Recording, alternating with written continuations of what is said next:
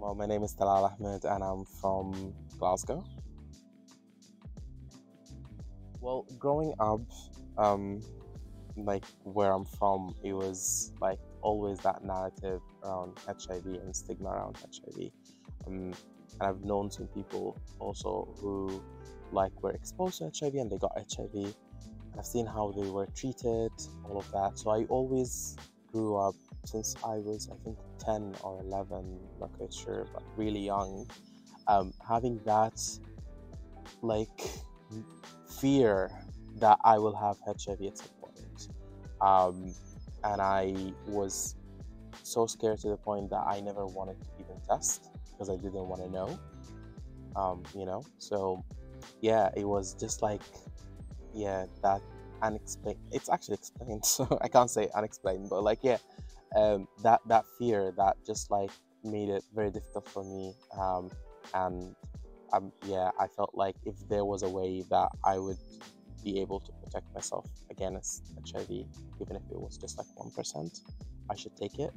But also it was tricky because like to access PrEP, you need to test for HIV and to know your status before. So yeah, but then the moment I did my test and it came back negative, I was like, I need to be on PrEP. I first heard about PrEP at the sexual health clinic back in Dundee. I used to live in Dundee before. So yeah, I went for my sexual health screening, and part of the conversation or the consultation around the test and all of that was also the possibility of being on PrEP later on. So yeah, that was the first time I've heard about it professionally. I think I've heard about it before, but I never paid attention to it. I didn't follow up, because I was like, there is a high possibility I have HIV, because of the narrative where I'm coming from and all of that.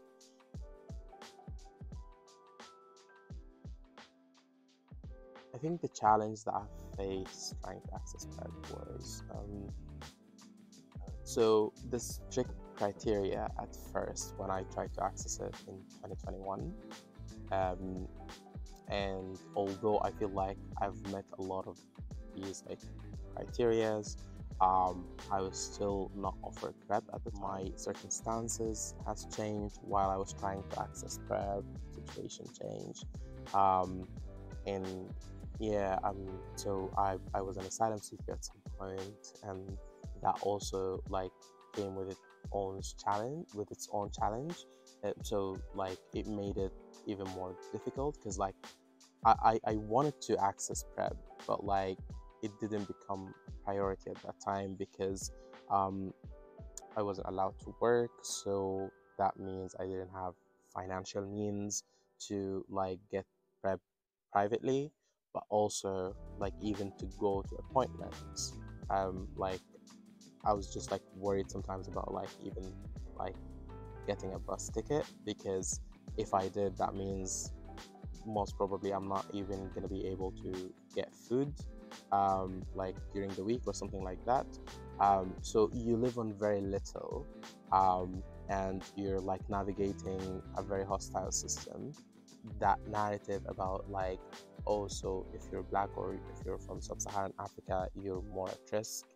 And that narrative also reflects on intimacy and relationship at the same time. Because I remember I was dating this person who was white at the time, and then we had a conversation around like HIV and PrEP and all of that.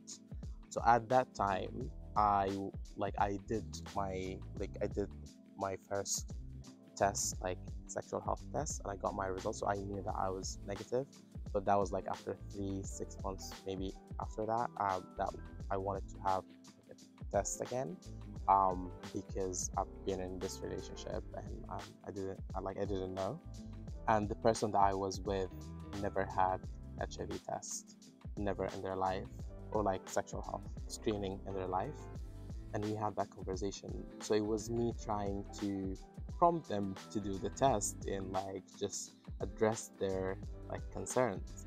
But it struck me when that person said that I'm not worried about me, I'm worried about you. because you're from Africa.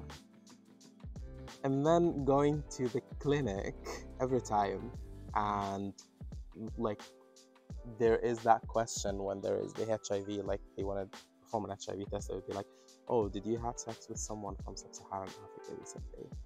And it'd be like, why?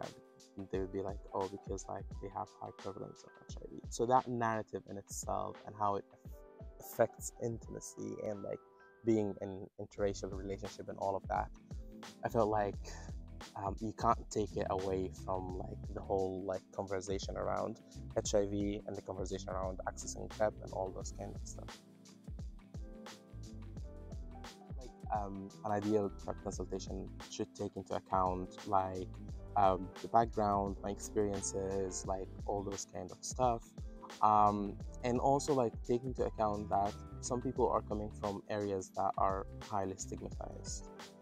And when I go to clinic where I'm being told that, oh, if you have sex with someone from sub-Saharan Africa, while I'm from sub-Saharan Africa, that means I have a high risk of getting HIV. I feel like instead of making it like something for people to like advocate for them to get like PrEP, it's actually something like that makes me scared about like even test for HIV after that, you know? So yeah, I feel like the narrative within the NHS, even if it wasn't like like meant to be like this way, like if it wasn't on purpose, it still like gives that kind of hint of like, I don't know, discrimination, racism. There are many changes that I would like to see in Scotland regarding accessing PrEP.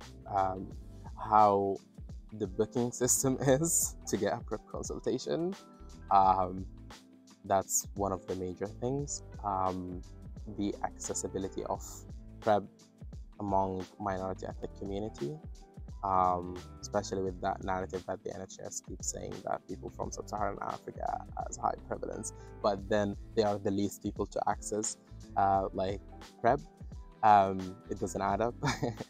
So yeah, I would like to see more minority ethnic community accessing PrEP, more conversation around PrEP among minority ethnic community, and also like a well integrated like PrEP system. Don't know how to say it, but like it couldn't be just like to access PrEP you'd have to go through the sexual health clinic. There has to be like more options, like a pharmacy, online, say the GB, which is like everyone goes to the GB, but not everyone goes to the sexual health clinic.